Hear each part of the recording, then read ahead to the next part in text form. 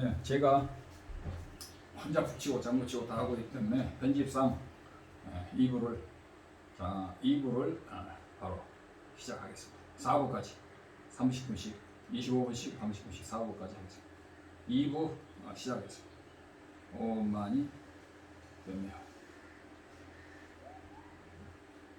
질문하십시오.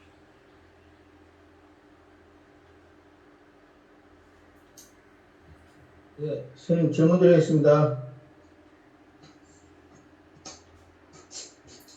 용수 보살님의 중론 제1품 개성 가운데 모든 법은 스스로 생하는 것도 아니고 다른 것으로부터 생하는 것도 아니며 그 양자에서 함께 생하는 것도 아니고 아무 원인 없이 생하는 것도 아니다.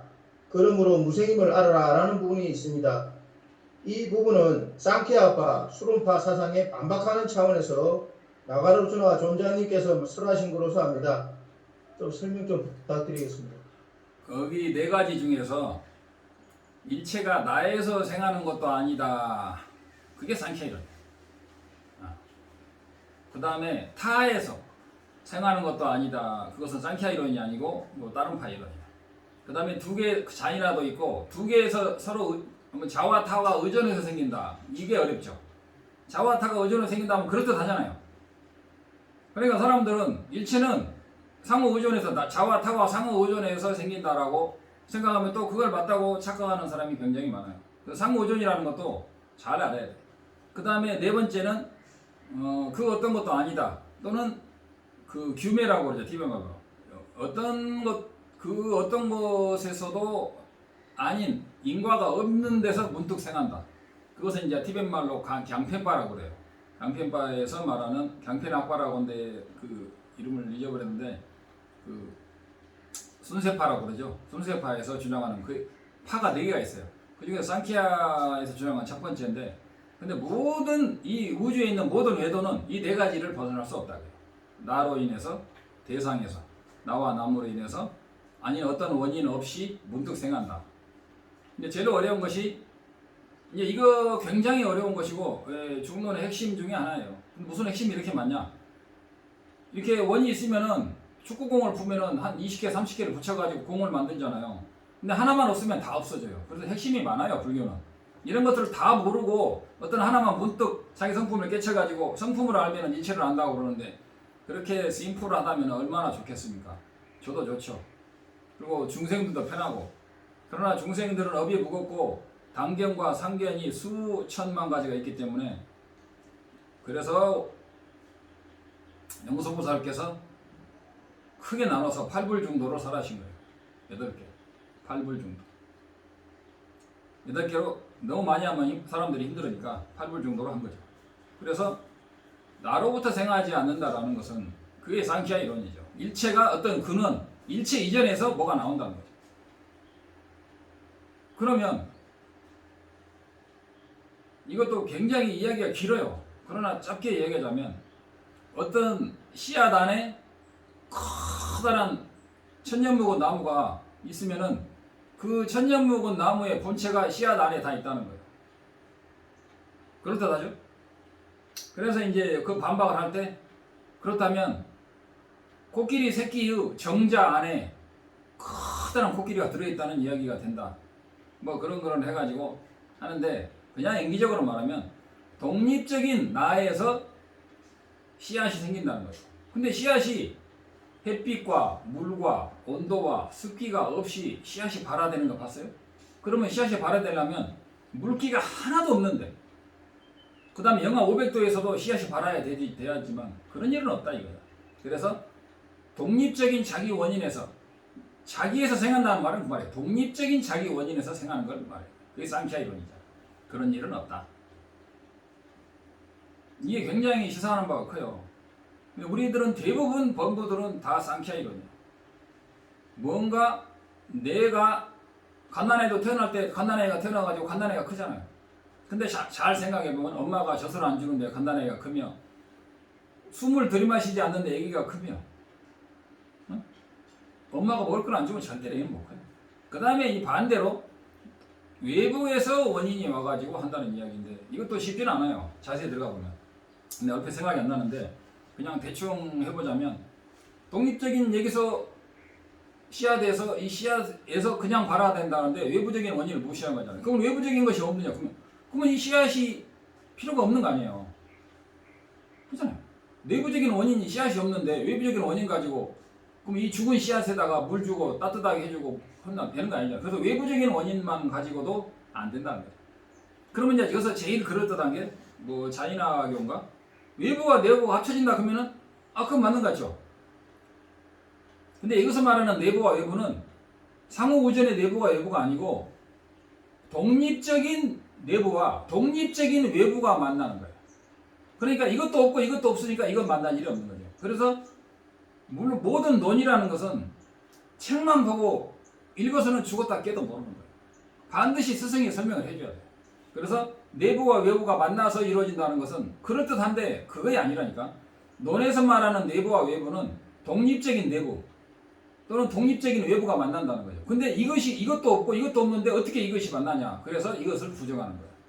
그러면 독립적인 주체와 독립적인 대상이 합쳐져서 된다는 것이 이게 일반인들의 생각인데 상호 의존에서는요. 독립적인 나도 없고 독립적인 대상도 없는 상태에서 의존하는 거예요. 이게 전혀 다른 거예요.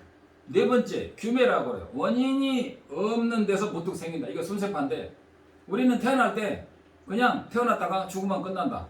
이 순세파 이론인데 이 우주에 있는 모든 탄생과 소멸의 원리는 이 네 개 안에 들어간다. 그리고 부처님이 오시기 전에는 이 네 가지 이론 외에는 있을 수 없었고 지금도 우리 한국에서는 1번 상키아 이론 일체가 참나 일체 이전 자리에서 일체가 나왔다. 창조주가 일체로 나왔다. 창조주의 자리 무국의 자리에서 일체가 나왔다 하는 거죠.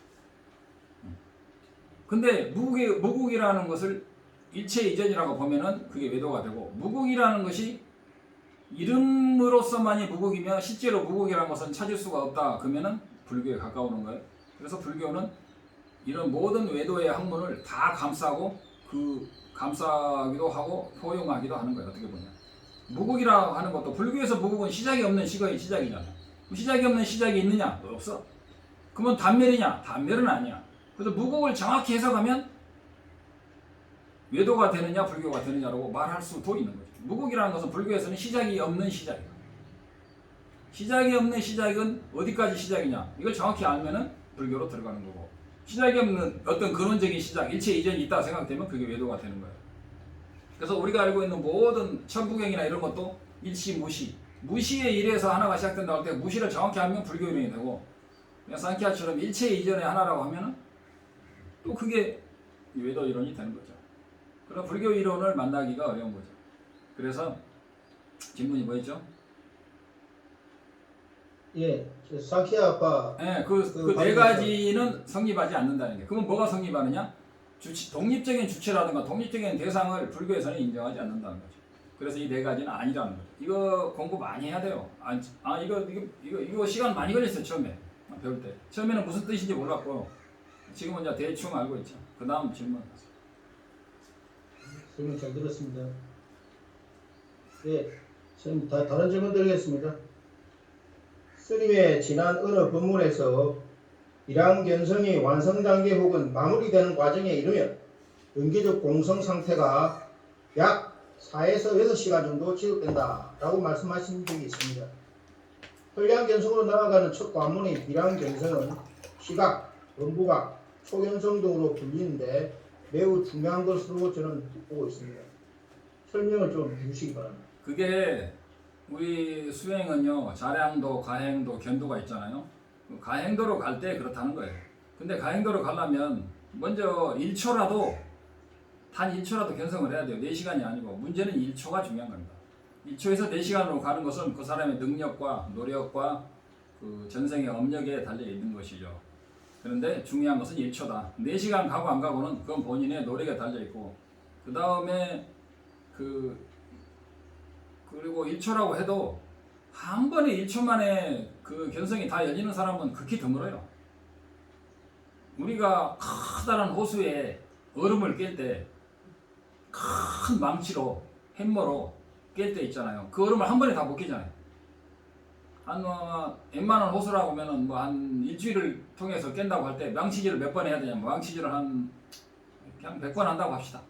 망치질을 100번 해서 그걸 다 뚫어야 거기는 얼음이 다 깨지잖아요. 그래서 그 열릴 때도 처음에 구멍이 망치질을 해가지고 얼음 구멍을 팔 때 처음에 이만한 구멍이 나오잖아요. 처음에 그걸 느끼는 거예요. 그러나 주변에 있는 얼음까지 다 깨는 그런 체험은 또 많이 있어요.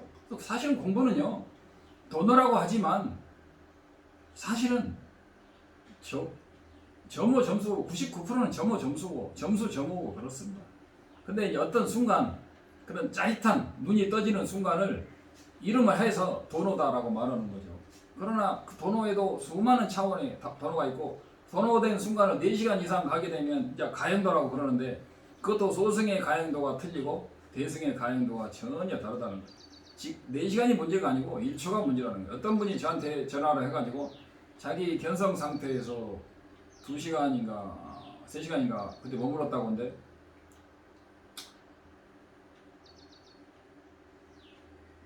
문제는 1초가 중요한 거예요. 2시간, 3시간 머무는 것은 자기 개인적인 능력이고 사정이고 그러면 정확하게 1초를 받느냐라고 확인을 많이 해봐야 되는데 그것이 쉽지가 않다는 거죠.